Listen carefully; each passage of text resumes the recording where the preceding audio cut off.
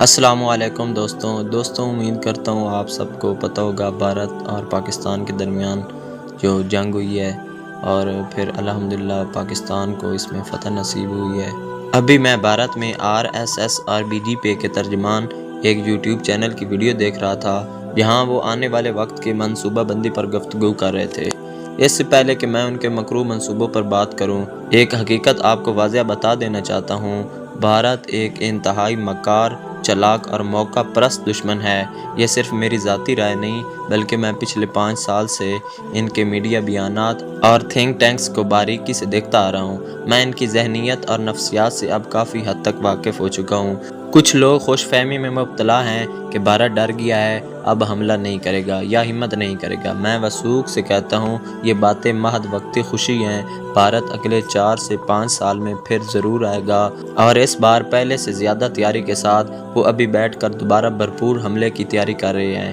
ہمیں 1965 سے سبق سیکھنے کی ضرورت ہے۔ 65 کی جنگ میں کامیاب ڈیفنس کے بعد ہم اوور کانفیڈنس ہو گئے تھے اور بھارت مسلسل تیاری کرتا رہا 65 کا بدلہ لینے کی، اور بعد صرف 6 سال بعد اور 30-35% علیحدگی کی حامل بنگالی قوم پرست لوگوں کے زور پر ہمارا مشرقی بازو کاٹ دیا گیا۔ صرف 6 سال کے اندر یہ سب ہو گیا۔ پاکستان میں موجود نام نہاد قوم پرستوں کو ہر محاذ پر بے نقاب کرنے کی ضرورت ہے۔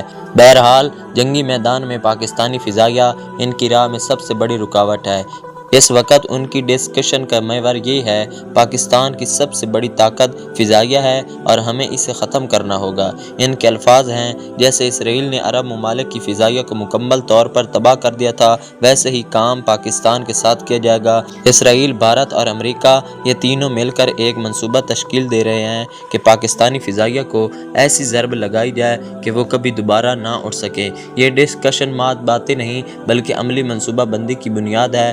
ممکنہ طریقہ کار جس پر ڈسکشن ہو رہی ہے، اچانک حملہ سیٹلائٹ سے جائزہ لیا جائے گا اور جب پاکستانی جہاز زمین پر کھڑے ہوں اور اڑان بھرنے کا موقع ہی نہ ملے تو اس سے پہلے تمام جہاز برہموس میزائلوں سے ایک ہی وار میں چند سیکنڈ میں تباہ کر دیے جائیں۔ بقول ان کے سیز فائر کی خلاف ورزی پر امریکہ صرف مذمت کرے گا، پوچھ گچھ نہیں، کیونکہ یہ سب ایک منصوبے کے تحت ہوگا اور امریکہ کی خاموش تائید اس میں شامل ہوگی۔ بظاہر امن ہوگا لیکن اندر سے سب تیاری ہو چکی ہوگی۔ خدا نخواستہ ہماری غفلت ہمارے طیارے، ہمارے ایئر بیس کو ناقابل تلافی نقصان پہنچا سکتی ہے۔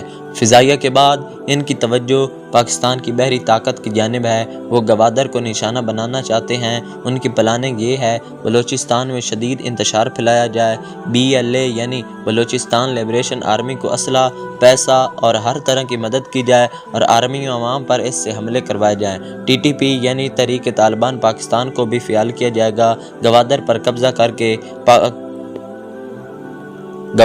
قبضہ کر کے بلوچستان کو پاکستان سے الگ کیا جائے۔ یہ سب باتیں وہ کھلے عام YouTube پر کر رہے ہیں اور جب پاکستانی کوئی ثبوت پیش کرے تو وہ کہتے ہیں ہمارے ہاں تو جمہوریت ہے، ہر کوئی کچھ بھی بول سکتا ہے۔ اب وقت ہے کہ پاکستان کی حکومت، اسٹیبلشمنٹ اور عسکری قیادت ان سازشوں کو سنجیدہ لے۔ پاکستانی فضائیہ ہمارا فخر ہے لیکن وہ اس وقت مکمل طور پر دشمن کے دھیانے پر ہے۔ ہمارا بحری دفاع، ہماری زمینی سرحدیں اور ہماری داخلی سلامتی، ہر چیز اب ایک پہلے سے بڑے خطرے میں ہے۔ یہ دشمن زخمی ناؤ کی طرح ہے جو کچھ دیر کے لیے پیچھے ہٹا ہے لیکن زہر سے بھرا ہوا پھر حملہ کرنے کے لیے تیار بیٹھا ہے۔ اس بار کا حملہ پہلے سے زیادہ زہریلا، منظم اور خطرناک ہوگا۔ خدا را ہمیں متحد ہونا ہوگا، بیدار ہونا ہوگا اور ہر شعبے میں مکمل تیاری رکھنی ہوگی۔ ان کا آئیڈیل ہر لحاظ سے اس وقت اسرائیل ہے اور اسرائیل مکمل طور پر ان کے ساتھ ہوگا اس منصوبے میں۔ اسرائیل کی مکمل حمایت اسے ہر معاملے میں دستیاب ہے۔